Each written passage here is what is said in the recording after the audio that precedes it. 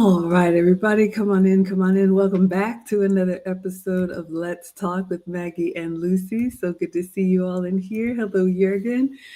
This is where we believe the older women should teach the young, just like the late, great Kevin Samuel said. Lucy and I come here with you all from time to time to give you our perspective as older women with over 40 years of combined marriage experience. We like to react to things that hopefully we believe will help those young women who have already decided to prioritize marriage and family in their prime. So Lucy, greet everybody and let us know, what are we reacting to today?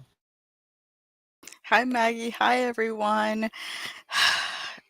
I think I sent you this before you went on your vacation. But it's from a great website. Again, it's character over gender, and we're going to see what the presentation is all about, and we're going to react to it. Yeah, absolutely. We reacted to this one before. It is an animation with a voice overlay. So I think the content owner might be some type of therapist in the real world, but it's a nameless, faceless channel. The name of the video is called Some Women Blame Men for Everything Until They Need Saving. And the channel is Psych Depth. I have posted the link in the description. If you want to watch it without our commentary, you are always welcome to. And again, Lucy and I believe in marriage and family, and so that's what we promote here. If you want to do your own thing, none of this applies to you. You can go and be great. So I'm going to go ahead and share my screen. This one is about 25 minutes long. So we're going to watch it and then pause and react to it. We love to know you all's thoughts. We'll bring them up on the screen. Hello to everyone on Instagram and on TikTok as well. So let me share my screen and mute myself, and let's listen. Here's a thought experiment that reveals everything wrong with modern thinking. Ask someone what scares them more: a complete societal collapse where electricity fails, food's out, and law disappears. Being alone in a room with a man, you'd think the apocalypse would win, right? But increasingly, people are saying they'd rather face the end of civilization than trust the opposite sex. Let me explain why this isn't about actual danger, but about psychological conditioning that's created a generation terrified of their own species while completely unprepared for real threats. The fear response toward men has become so exaggerated, it's actually comical. I had a client whose girlfriend would clutch her keys between her fingers walking to her car at night, terrified of attack. But she'd also text while driving on the highway. Statistically, she's about 10,000 times more likely to die from distracted driving than from a parking lot assault. But one fear feels real while the other doesn't. That's conditioning, not logic. This exaggerated fear isn't based on lived reality for most people. The vast majority have never experienced actual violence. They've experienced stories, statistics taken out of context, and endless social media posts about danger. They're living in the safest time in human history, while convinced they're in constant mortal peril. Meanwhile, their ancestors faced actual daily threats, and still managed to build civilization. All right, I want to unpack this in the beginning. You all probably remember when that ridiculous reaction was going around where women were asked if they'd rather be alone in the woods with a bear or with a man. And as a boy mom, any of us who have men in our lives that we admire and respect, our fathers, our brothers, our sons, our nephews, our uncles, it's tragic to me. And like the content creator said, this is not anything coming from real world experience. Ask anybody who's gone through real tragedy. This is conditioning. And you can believe or not believe, but the fact remains that we are being told. Did you hear him when he said we are basically being conditioned to fear our own species? And that has a ripple effect. How are we going to survive if there is no real threat, but yet we're more afraid of each other than the world around us? How are we going to survive? How are we going to prevail? When he said our ancestors, all of us, wherever we came from, lived through real war, real famine, real natural disaster, real hunger. But instead of turning against each other, they turn towards each other, and we're all here because they didn't give up on their own species. What would you add, Lucy? And I think I've said it before. It's the men that have created such a safe environment for us that we women think that, we can do it all by ourselves. When the world is coming down and when the apocalypse hits us, we think that we are going to be able to, you know, grab our weapons and, fight off the zombies without the man being in the front lines for us. Again, we're living in a delusion. We're living in not in the real world, and unfortunately, the more social media shares those that algorithm about women w- not needing men, it's going to get worse before it gets better for women. For women, that is so true.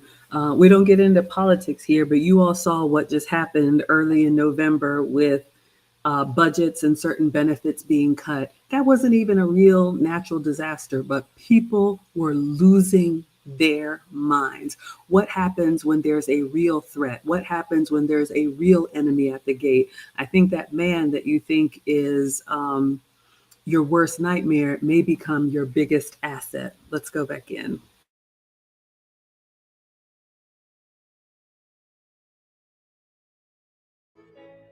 What this fear really masks is a deeper insecurity about personal vulnerability.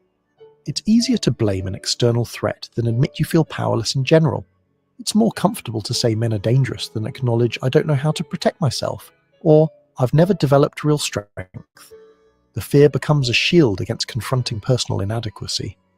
The comfort dependency issue is what really exposes the contradiction. Modern lifestyles have completely separated people from primal resilience.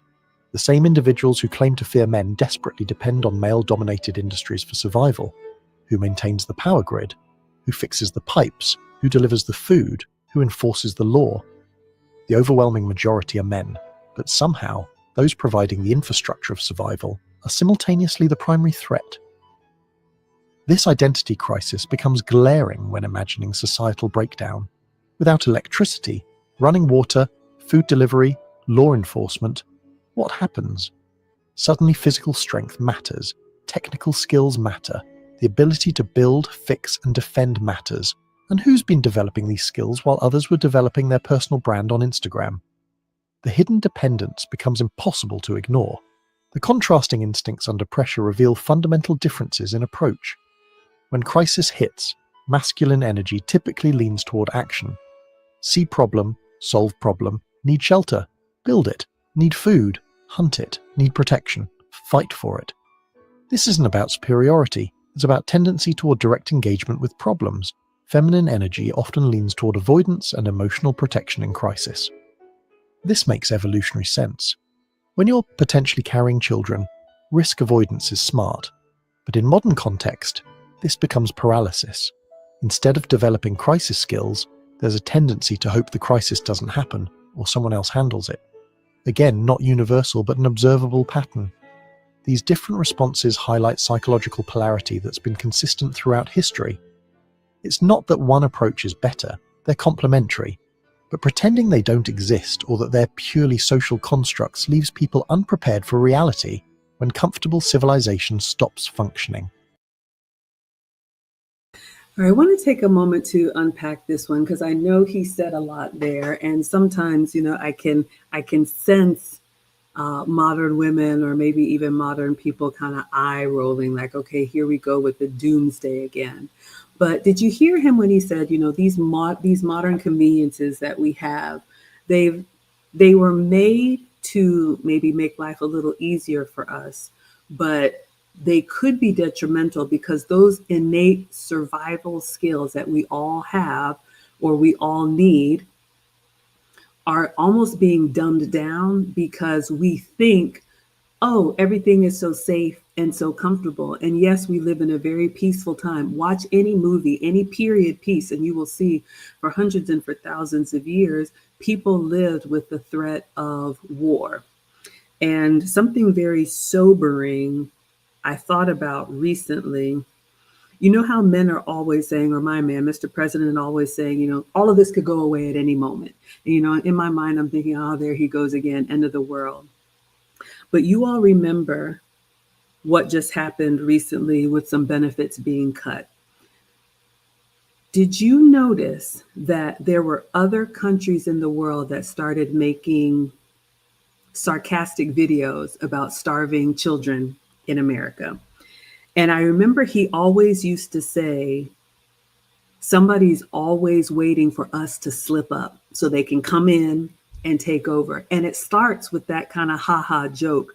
But please believe, ladies, we live in a world that is protected by the men who are vigilant, the men that are men of action, the men that are strong.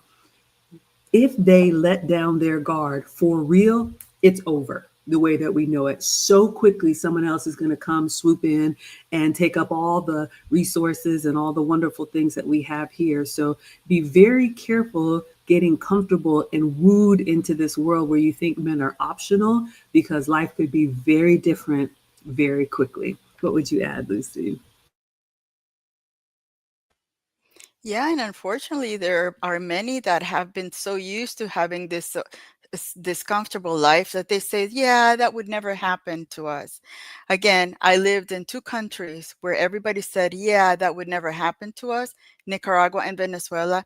And, it was taken over. And the way it was taken over is they started removing the men at night, putting them in re-education camps to allow the strongest to not be the resistance. It ended up being just the women and children that stayed out, and we usually comply. We are the ones that tend to comply to whatever works for us, whatever makes us feel safer. Men are the ones that will take action and will fight back when things are not working the right way. And those are the first that the other people that are looking at us saying, hey, we want what you want, what you have. They're saying, okay, so who are the first in line that we need to get rid of to be able to take that stuff that they have without any kind of too much resistance? It's the strong men. Absolutely, ladies. So be careful before you say how irrelevant they are. You may come to eat those words. Let's go back in. Let me share something I observed during a recent power outage that lasted 3 days. The neighborhood dynamics shifted immediately. The same woman who posts constantly about toxic masculinity was at my client's door within hours, asking if his generator could keep her refrigerator running. She went from, I don't need a man, to please help me the moment comfort disappeared. Not because she's hypocritical, but because ideology evaporates when reality arrives. The collapse of the innocent victim myth is crucial here. We've been conditioned to see certain groups as inherently moral and others as inherently dangerous. But capacity for cruelty and manipulation exists across all human categories. I've seen people destroy lives with gossip as effectively as violence. I've seen emotional manipulation cause more lasting damage than physical confrontation. During my years of counseling, I've encountered individuals whose worst abusers were those they'd never suspect. The female boss who psychologically tortured her female employees while championing women's empowerment. The male feminist who was secretly the most controlling partner. The categories we're taught to trust or fear often have nothing to do with actual behavior. Denying aggressive capacity in any group creates social imbalance. When we pretend only certain people can be perpetrators, we blind ourselves to actual threats. The person who ruins your life might not be who you're watching for.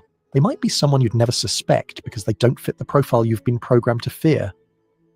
This false belief in same-gender unity and safety falls apart under examination.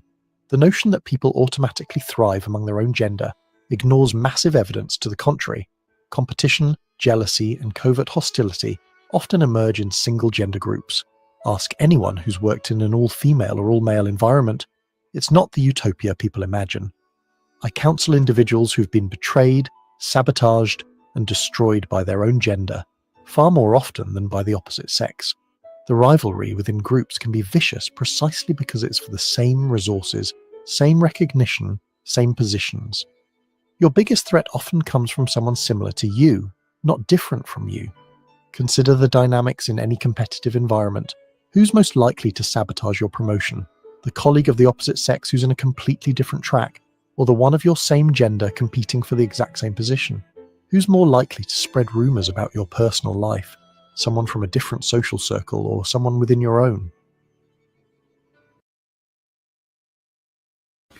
All right, so let's talk a little bit about this, ladies. Welcome to the sisterhood. And again, you can do whatever you want to do. I am not telling you to throw the baby out with the bathwater, but we definitely need to watch for patterns of behavior. Lucy and I talked about that in the finishing school. We were talking about emotional intelligence, but ladies, we have to be able to read the room and just accept the fact that amongst women, we all want the same thing. We all want to thrive. We all want our homes and our families and our children to be more secure. So just ask yourself, when you are believing that this group over here that you know nothing about and have had no experience with is inherently bad, is it from your own lived experience, or is someone just telling you, oh, don't trust these men, or don't trust, this group? Again, we're all going to have our own lived experience, but I think it's fascinating when he said ideology evaporates when reality sets in. Find me the all-female anything that has survived over time. And I'm, a girl power, that's great. But I think we're much better together. So young women, I would say it's much better for you and your husband to build your own family unit and then grow from there. Because a lot of times, girl groups, girl teams, girl whatevers, we start to fracture because ultimately it's human nature. I want what's best for me, and I'm going to chop you off at the knees if that means I can get it first. And like he said, a lot of times the most damage comes from someone who you would think, because they're more like you, would have your back, when in essence, you'd be much safer and much better off with a man that loves and protects you. What would you add, Lucy? Oh, first, I want to thank Condemnia for that very generous chat that he sent us. Thank you so much.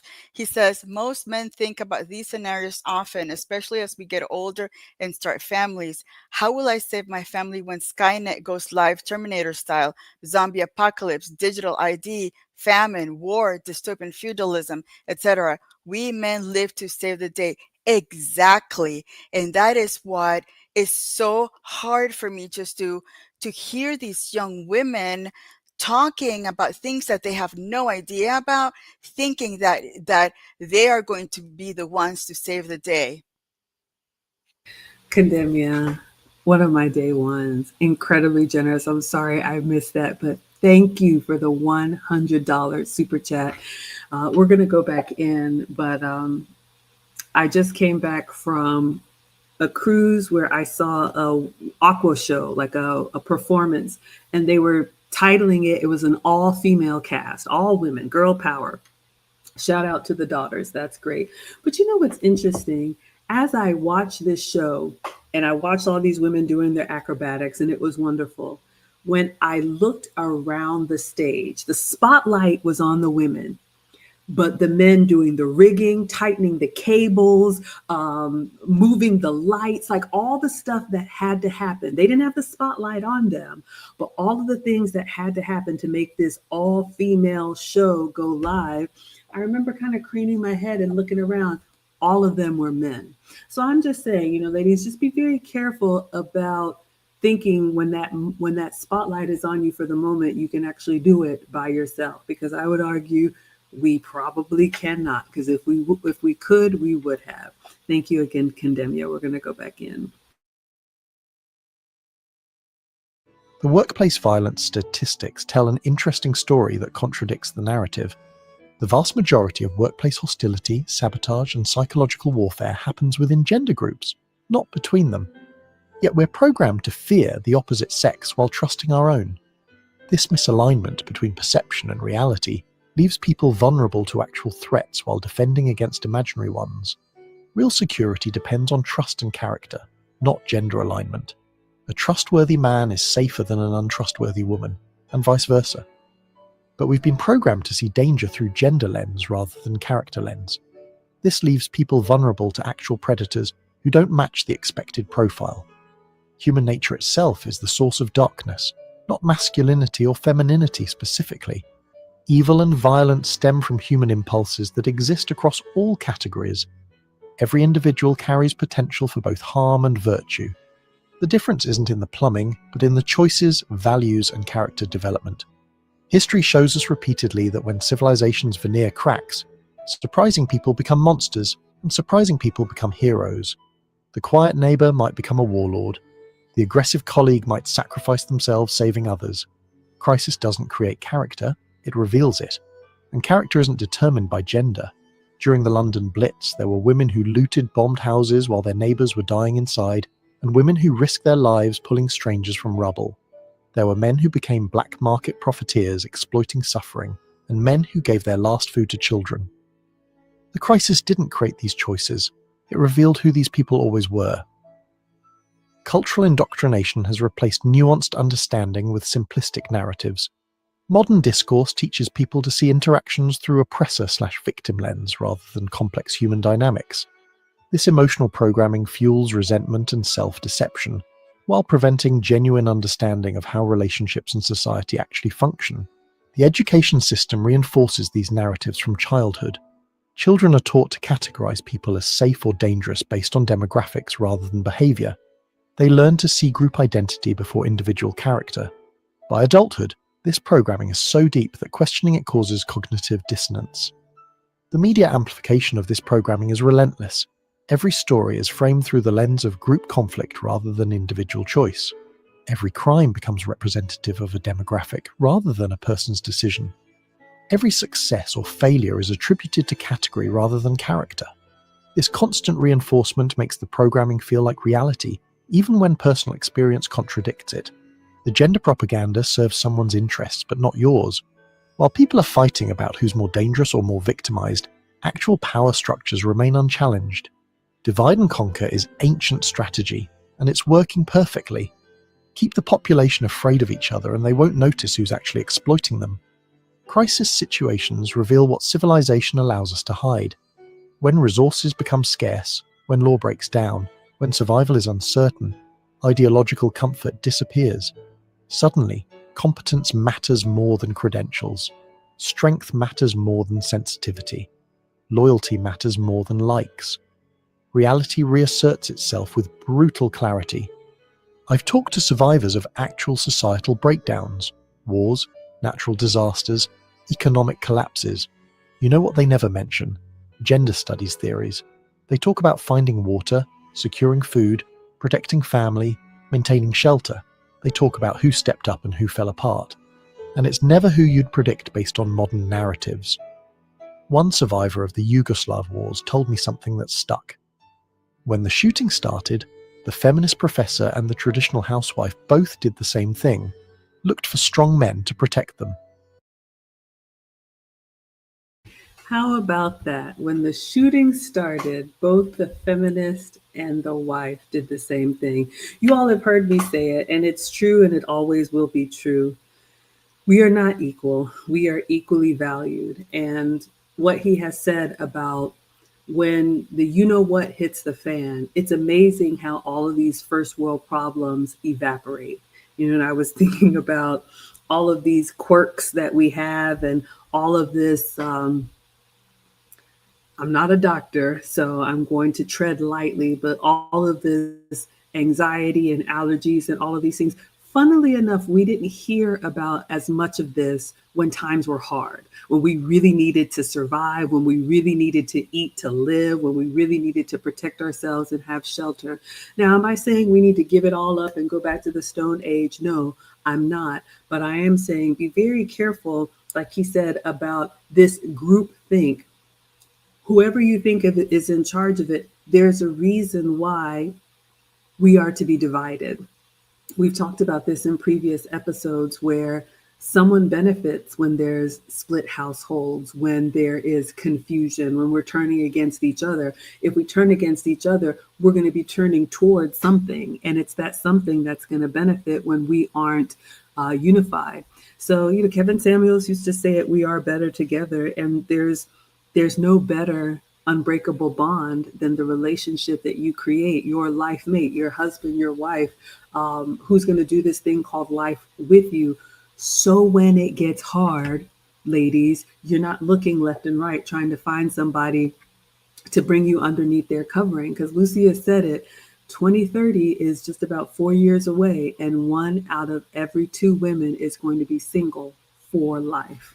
What would you add, Lucy?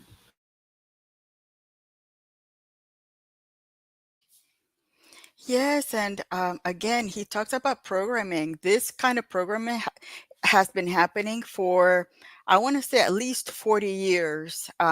It is from cradle to almost grave. You have it in the schools. Why do you think they have programs on TV? It's because it's programming you to think something different than what your core values are. So again, it's just, I come from countries that fell under communism. And I have seen that type of programming um, create monsters. And I think for us to be in the United States, we are incredibly blessed.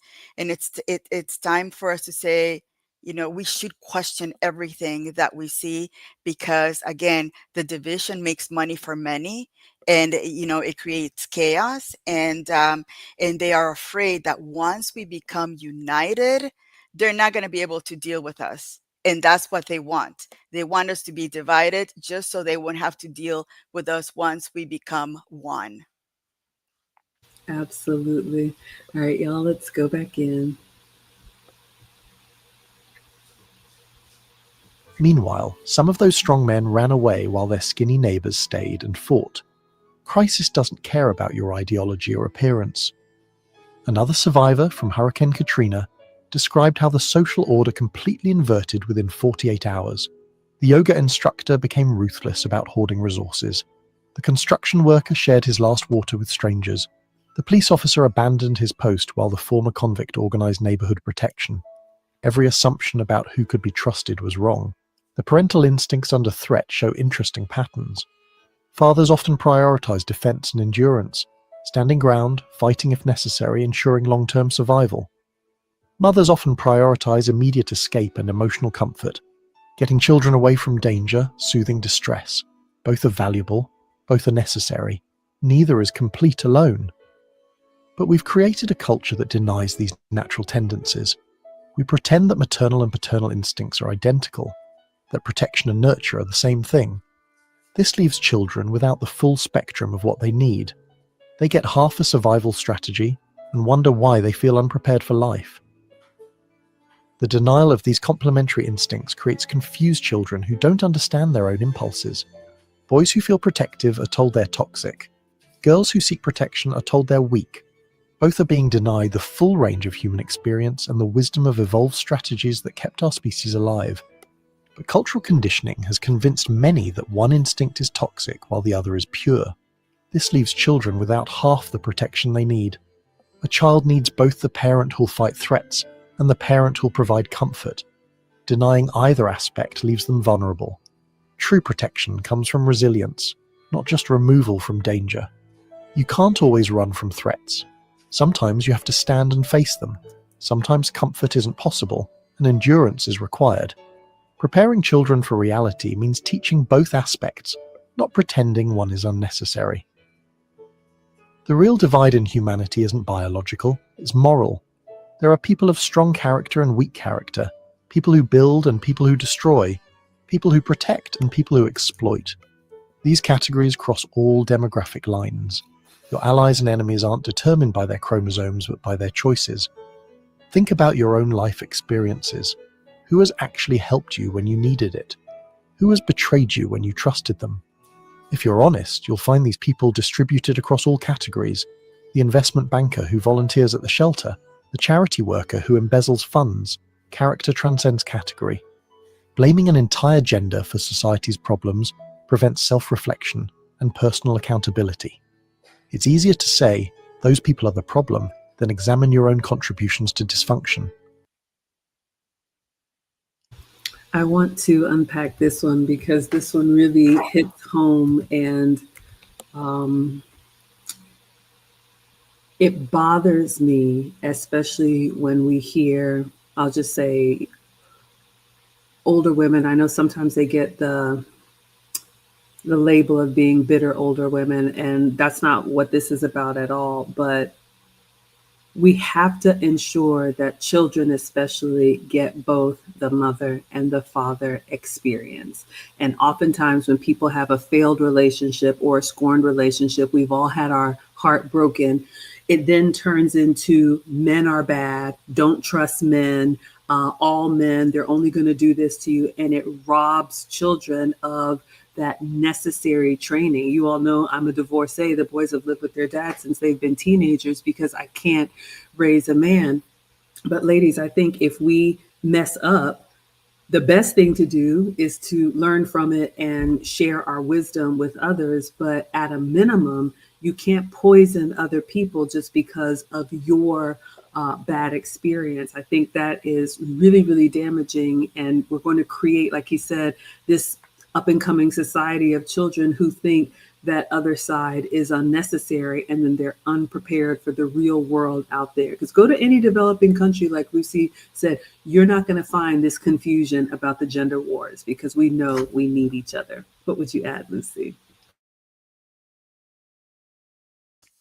And that protection from men and nurturing for women is, it's biological. I think that either you or I heard somebody said that when a woman needs her child crying and they're both sleeping in bed, the woman immediately wakes up and goes and cares for, nurtures the baby.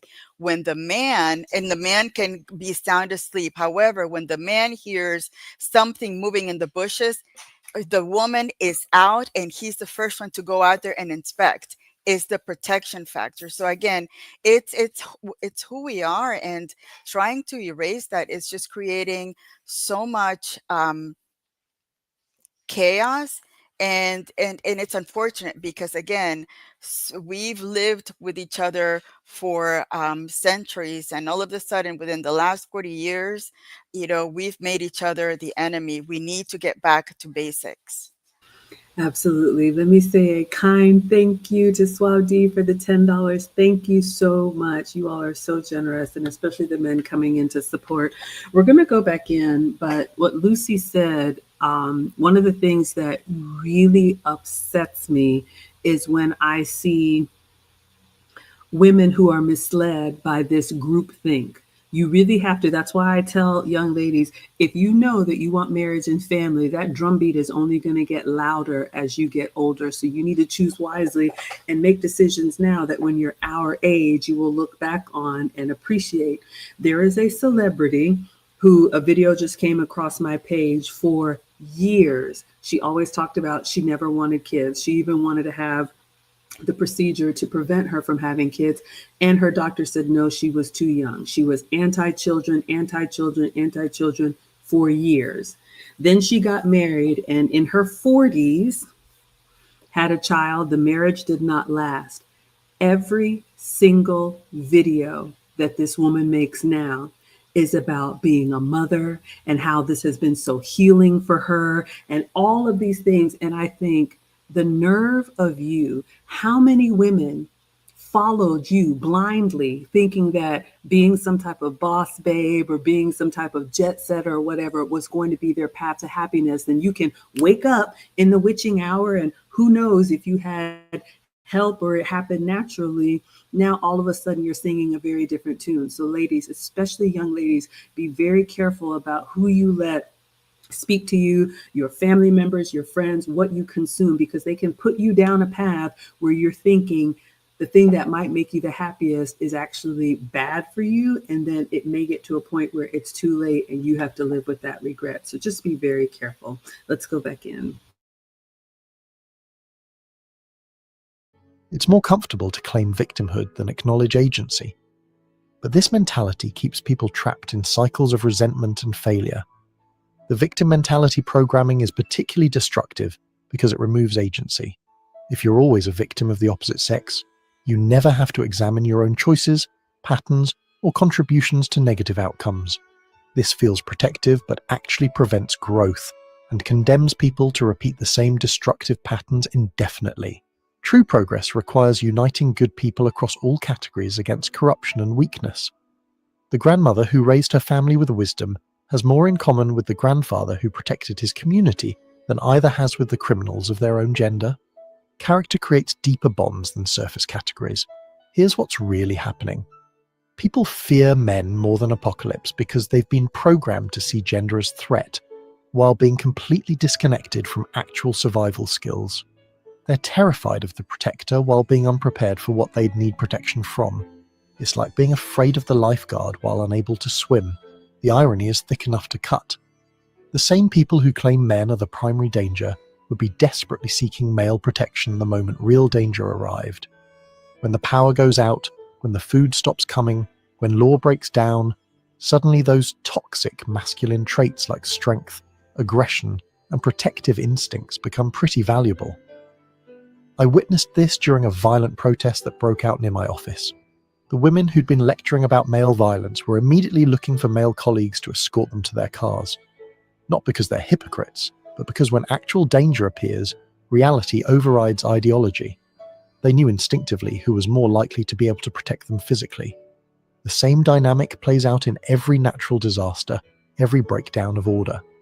The ideological positions evaporate, and biological reality reasserts itself. Not because one sex is superior, but because different capabilities become relevant in different contexts. Denying this leaves everyone less prepared and more vulnerable. I'm not saying women are weak or men are heroes. I'm saying the narrative that paints one gender as inherently dangerous and the other as inherently virtuous is not just wrong, it's dangerously naive. It leaves people unprepared for reality while focused on imaginary threats. Real preparation for crisis means developing actual skills, not just fears. Learn basic survival techniques, understand basic mechanics, develop physical capability, build genuine relationships based on trust and reciprocity. These matter infinitely more than gender when crisis arrives. The psychological damage of constant fear programming is severe. Living in perpetual anxiety about half the population, while being unable to handle actual challenges, creates a special kind of neurosis. It's learned helplessness combined with misplaced vigilance. You're watching for the wrong threats while missing real dangers. This programming creates actual physical symptoms: chronic anxiety, stress hormones, inflammation, all from fearing something that statistically isn't a threat while ignoring actual health risks. The fear itself becomes more dangerous than what's feared. It's a self-fulfilling prophecy of dysfunction. The cortisol response from constant fear literally shrinks the hippocampus, impairs memory formation, and reduces cognitive function. People are making themselves dumber and less capable through manufactured fear of half the human population. The programming is creating the vulnerability it claims to protect against. Social media amplifies these fears exponentially. Every negative story gets shared thousands of times, while millions of normal interactions go unnoticed. The algorithm feeds fear because fear drives engagement. You're being programmed to see danger everywhere except where it actually exists. You're being programmed to see danger everywhere except for where it actually exists. And this is so true. It's actually quite dangerous. We all know about the algorithm. I mean, we use social media as a tool, but it's not for no reason that one of the apps that we all used came under a lot of scrutiny because the version in this country was being served up different content than the version in another country. And believe what you want to, but there is a reason people lead with the most egregious, the worst behavior. And it's out there. We have to be willing to turn away from it. And like he said, we have to look at what we've actually experienced in the real world, because when the real, you know what, hits the fan, all of a sudden, we line up accordingly and we start trying to pair up with the people who can help us. Look at whatever just happened recently with budgets. We haven't lived in too much wartime, but there's been economic collapses. You know, the pandemic, whether you believe it or not. Whenever stressful things happen, all of this talk about so and so being the enemy goes away. So again, just be very careful about just being dumbed down with what other people want to tell you is reality. Ask yourself and look at your own life. When you walk into a space with men, when I walk into a space with men, I feel safer and more protected. Usually they're trying to help me carry something, open the door, lift something, ask if I'm okay. That's usually how men are. That's how the men that I know are. So are you just repeating what's been told to you, but you don't have any real world experience? And how is that hindering you in having a real relationship? What would you add, Lucy?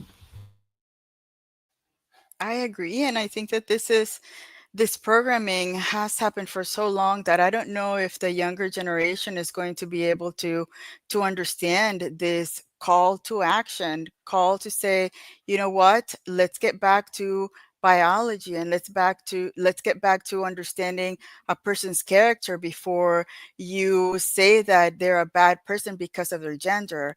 So again, it's one of those things. It's really interesting.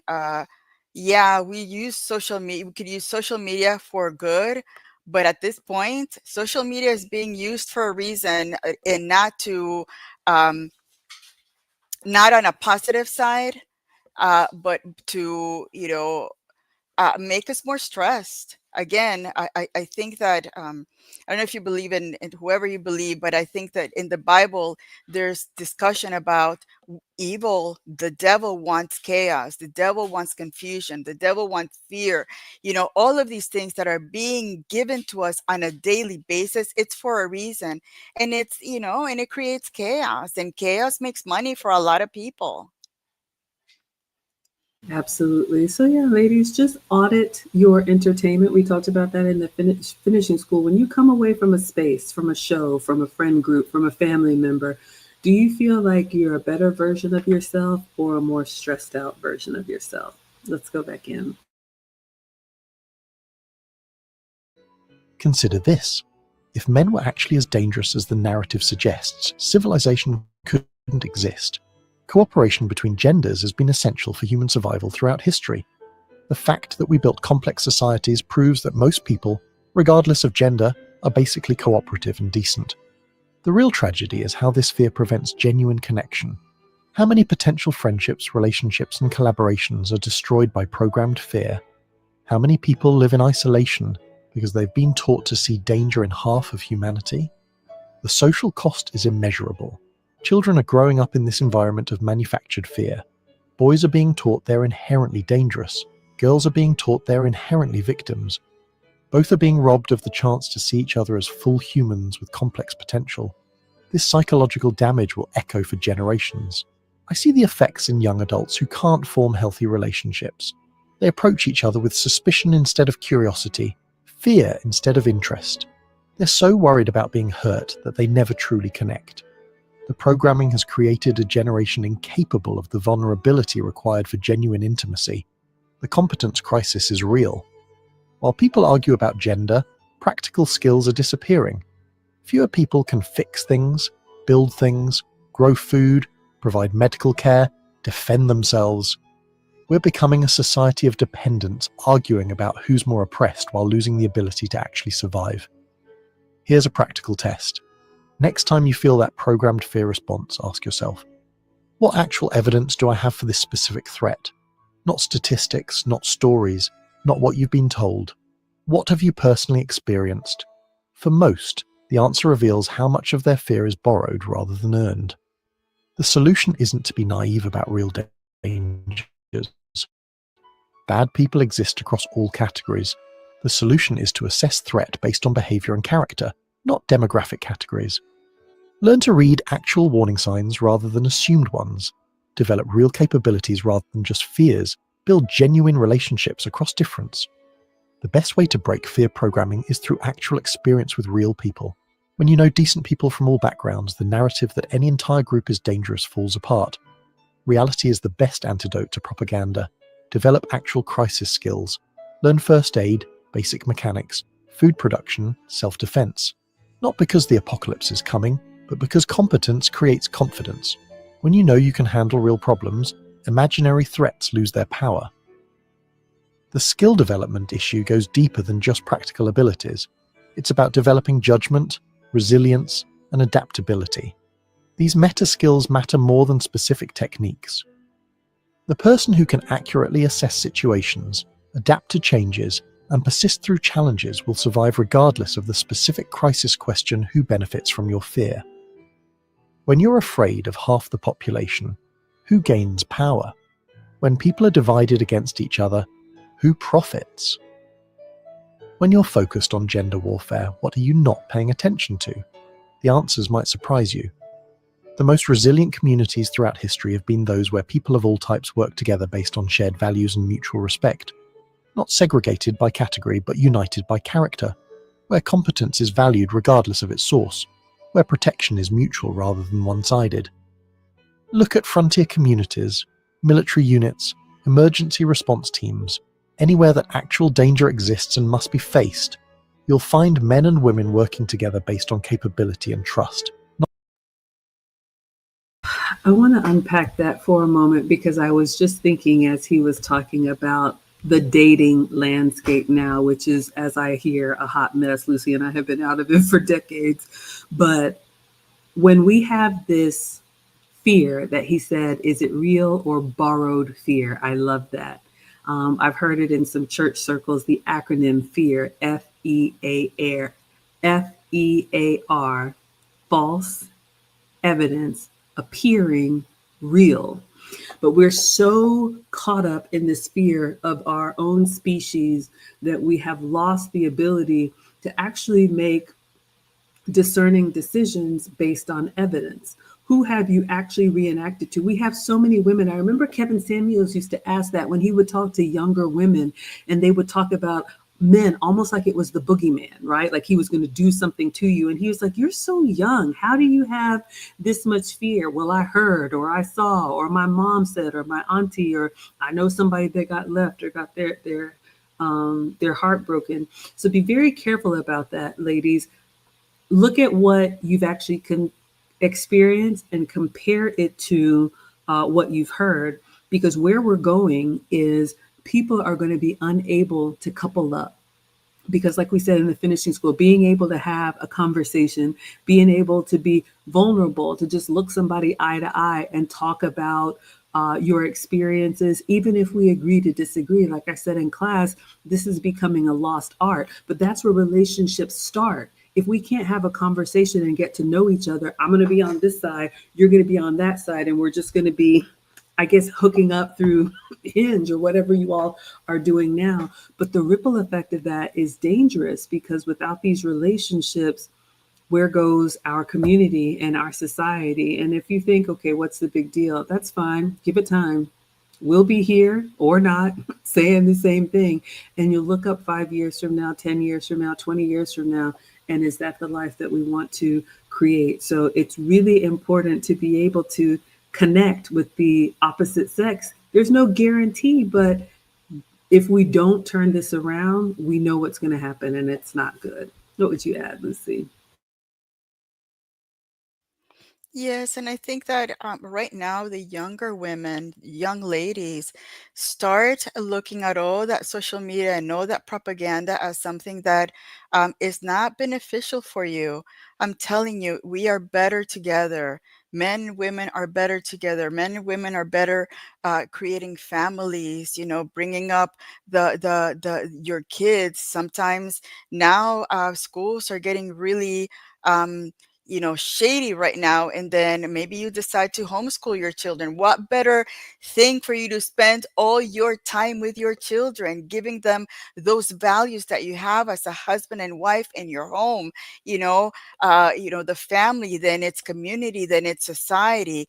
So, all of those shows, all of those influencers that speak badly about the other side, you got to question. You got to question, consider the source, like Maggie says. What do they have that they can show me that's really, what they're saying is true? When you go out there, is that the treatment that you get from the opposite side? So again, look at reality first, and don't mind social media. Social media is created as propaganda at this point. Absolutely. And be careful. Like I said, they will switch up on you as soon as it benefits them. Let's go back in. Not ideology. When survival is actually at stake, the luxury beliefs disappear immediately. If society actually collapsed tomorrow, the gender wars would end immediately. Survival doesn't care about your ideology. Reality doesn't accommodate narrative. The people who make it are those who can adapt, cooperate, and contribute, regardless of their demographic category. The fear of men while being unprepared for actual crisis is a luxury belief. It's something people can only maintain while protected by the very civilization they critique. Remove that protection, and the fear hierarchy reorganizes around actual threats very quickly. This doesn't mean accepting bad behavior from anyone. It means being realistic about where threats actually come from and what preparation actually means. It means developing judgment based on individual character rather than group membership. It means building strength rather than just broadcasting fear. The path forward requires honesty about human nature, both its dangers and its potential. Most people are decent most of the time. Some people are dangerous some of the time. The categories that predict danger aren't the ones we've been programmed to fear. They're about character, choices, and circumstances. Real safety comes from competence, community, and character judgment. Not from fearing entire demographics, not from ideology, not from hiding behind civilization while critiquing those who maintain it, but from developing actual capabilities and relationships that transcend superficial categories. The next time someone claims they fear men more than societal collapse, recognize this as a symptom of deeper disconnection. They've been separated from both human nature and natural reality. They're living in a narrative that serves someone's interest, but not theirs. The truth is that in actual crisis, good men and good women work together for survival. They protect each other's children. They share resources. They combine strengths to overcome challenges. This is how humanity survived everything nature threw at us, and it's how we'll survive whatever comes next. But this requires breaking free from programming that sees danger in gender rather than character. It requires developing actual skills rather than just anxieties. It requires building bridges rather than walls. Most importantly, it requires seeing each other as complex humans rather than simple categories. The fear narrative is falling apart as more people recognize its absurdity. You can only claim that half of humanity is dangerous while depending on them for survival for so long, before the contradiction becomes obvious. So, yes, ladies, we are running out of time with this foolishness. If you are one of those who thinks that we don't need men, we can do it all on our own, just give it time. Or as we say in the South, just keep living. Because, I'm not a doomsday type of person, but it's only a matter of time before there is another threat, a real threat. And, I was thinking about this as he was speaking. Who isn't worried and who isn't complaining? I'll speak for us, our students who are happily married and tucked away. A lot of times women think, well, because you don't see them and you don't hear from us, we don't exist. No. When you think about dangers, or I remember Kevin used to talk about during the COVID times, the men would go to the grocery store and tell the women, no, you stay at home. I'm going to go cover up and I'll go brave whatever is out there. Ladies, you want to make sure that you are secure in your position before the worst happens, because when the worst happens, it's too late. And again, we are ringing the bell to let you know it's going to get worse before it gets better. And it's hard to find someone that you can do life with. So when you have an opportunity, take it seriously. Do not waste your best years thinking that it's going to be, warm and wonderful forever. The only reason we have survived, like he said, for generations is because our ancestors, all of them, when times got hard, they worked together, and we're here because of that. Because, like he said, if men were as terrible as people want you to believe, society would not have even made it this far if half of us were just pure evil. What would you add, Lucy? Yes, and it's a shame because, as older women, me as an older woman, I have seen, I have seen natural disaster, I have seen, civil war, and I have seen the true character of men.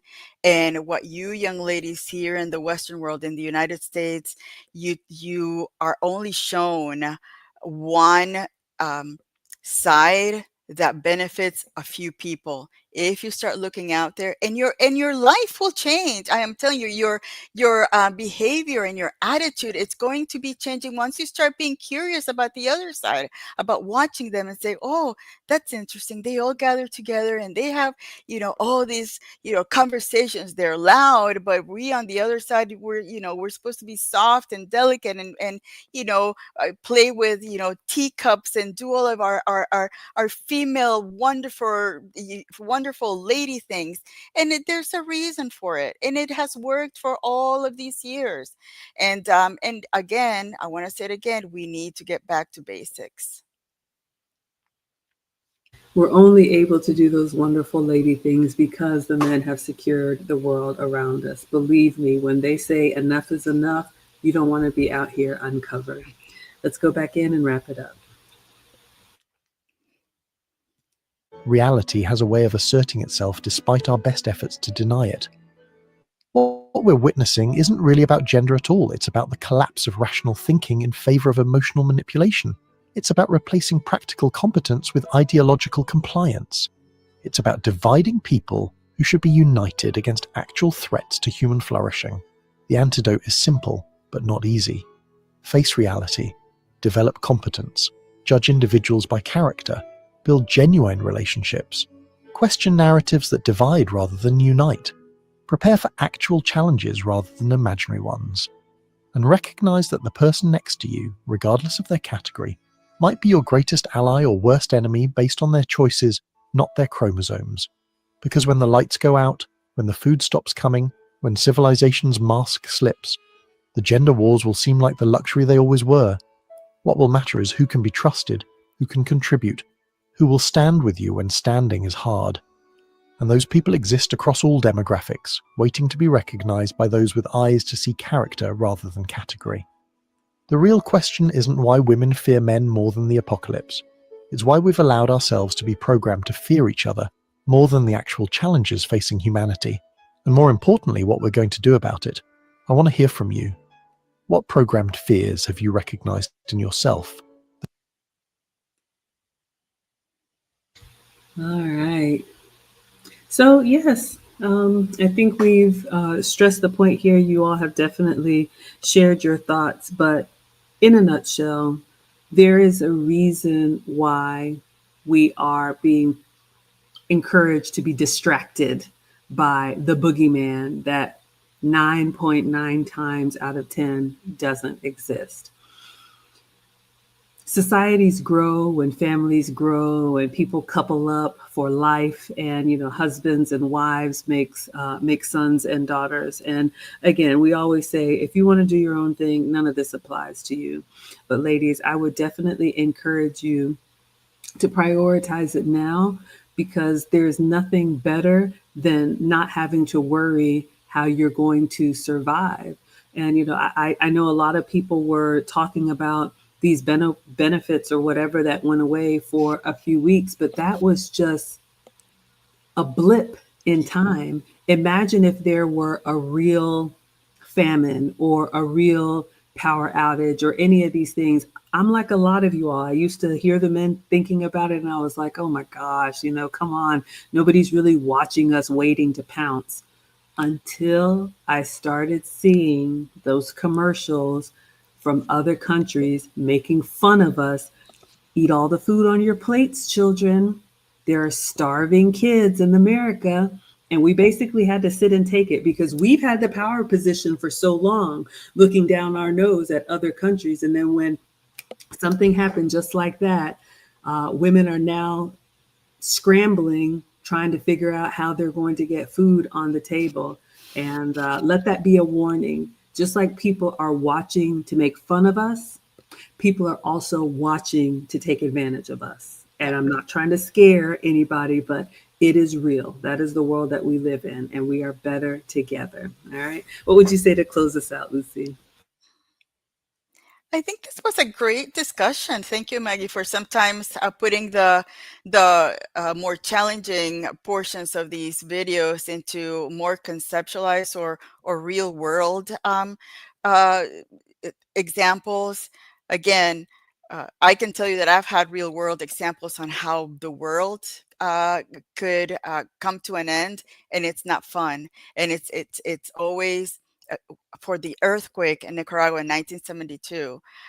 There were we lived near the cemetery. There were truckloads of people coming in that had not made it. And it was the men, doing all the hard work, trying to cover us from seeing this, because once the structures were, the earthquake hit this, we couldn't go back into the house. So we needed to be outside looking at that stuff happening. And they were baking, tents and everything for us, for the children and the women, to be protected from not seeing something like that. So again, I have seen it. I've gone through David, the hurricane in Miami. When after the hurricane, all the power lines were down, all the trees, there was water everywhere. Who was out there with trucks and chainsaws and all of that stuff, going out there, cutting the trees, putting the lines back up, making sure that nobody stepped on the wrong place? It was the men. We women were in I remember we were inside the house getting, the stuff that had gone bad because the electricity had gone, making sandwiches for them, taking care of the inside. And the men were out there working their butts off to get society back to normal. So again, when I see all these young women um, saying that there is no need for a man, I can tell you otherwise, because I've lived it, I've seen it, and they do come through with action and not words. Absolutely. Like he said, that ideology evaporates when the real world hits. So, another good one. Thank you all so much. Let me say thank you so much to those of you all who you support us all the time just by being here. But special thanks to Suave D for the $10 and our stream sponsor, Condemn, one of my day ones, for coming through with the $100 super chat. We just hope that what we share as older women is helpful for the young women. We want you to make decisions that you will be proud of when you're our age.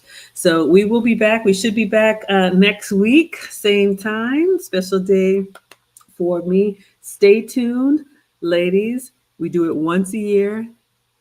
This coming Friday, Black Friday, we usually have a 50% off sale for the finishing school, which may be the last time for a while. So just be very mindful of that. We will be posting and sharing. But if you're interested in getting the private coaching with Lucy and I, you may have one more opportunity before we take some time to focus on family. All right, everybody. So with that, we will say adios. Adios.